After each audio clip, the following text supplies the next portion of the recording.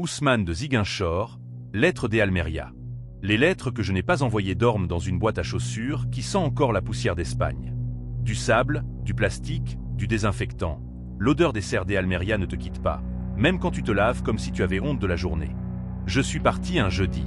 Je me souviens parce que le poisson était frais au marché et que ma mère avait gardé le meilleur morceau pour moi. Elle n'a rien dit quand j'ai mangé peu. Elle a posé sa main sur ma nuque et elle a murmuré une bénédiction qui brûle encore. Ma femme a serré son foulard trop fort. Ça lui donnait mal à la tête. Je n'avais pas les papiers. J'avais un sac à dos, une adresse, un numéro, une promesse, chaque mois, un chala. L'Europe, je l'ai rencontrée sous plastique. Des tomates qui poussent sans voir le ciel, des hommes qui dorment sans rêver. Je me suis levé tôt, couché tard. J'ai envoyé l'argent comme on envoie des nouvelles quand on n'a plus de mots. Des chiffres qui disent « je tiens ». Je pense à vous, achetez le lait, payez la scolarité. Elle m'envoyait des photos.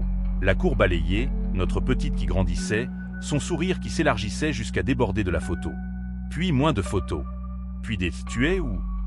auxquelles je répondais « ici » sans pouvoir traduire « ici ». Un jour, mon dos a crié. Un cri qui n'a pas besoin de traduction.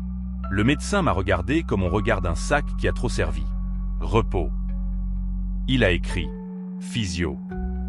Il a compté avec ses doigts. Moi, j'ai compté l'argent qu'il me restait et j'ai compris que repos voulait dire rentre. J'ai pris le bus, puis l'avion, puis la route qui s'est chanté mon nom. Casamance m'a reconnu avec un rire de rivière. Tu reviens, toi aussi. J'ai posé ma valise sous le manguier de la cour. Je pensais que le manguier applaudirait. Il a juste laissé tomber une feuille. Elle m'a regardé avec des yeux qui cherchaient un Ousmane que je n'avais pas eu le temps de redevenir. Je voulais la prendre dans mes bras. Elle s'est dérobée avec délicatesse, comme on évite de marcher sur une fourmi volontairement. J'ai parlé trop vite. J'ai dit, on va recommencer. Je vais trouver. Je suis revenu. Elle a hoché la tête. Moi aussi, je suis revenu, a-t-elle dit doucement. Revenu d'où? D'une absence, d'une fatigue, d'une solitude entière comme un fruit trop mûr. Un mois plus tard, elle a dit, j'ai changé. Deux mots qui coupent net comme une machette neuve.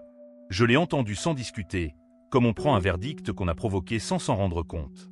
Je n'aurais pas dû céder à l'idée que l'argent remplace la présence. Je n'aurais pas dû céder à la fierté qui m'interdisait de dire « je suis seul aux hommes avec qui je partageais un matelas ». Je n'aurais pas dû céder à la promesse de l'Europe comme on cède à un champ, sans se boucher les oreilles. Je l'ai vue partir un matin. Elle tenait la main de notre fille qui boitait un peu parce que sa sandale était neuve. J'ai levé la main pour bénir. C'est tout ce qui me restait. La boîte à chaussures, je ne l'ouvre pas souvent. Quand je le fais, je lis une lettre au hasard. Aujourd'hui, j'ai porté des cajots si lourds que j'ai cru qu'ils me portaient. Je souris, j'ai envie de répondre au garçon que j'étais. Tu as raison. Tu as été porté. Par ta volonté. Par la fatigue. Par l'amour aussi, oui, même s'il n'a pas attendu. Je travaille à nouveau, doucement. Des petits travaux, des aides au marché, de la mécanique le samedi chez un cousin patient. Je parle à ma fille dans un wolof exagérément propre, comme pour lui offrir des phrases qui ne mentent pas. Elle me répond avec des mots nouveaux que je note comme on note une recette que l'on ne veut plus rater.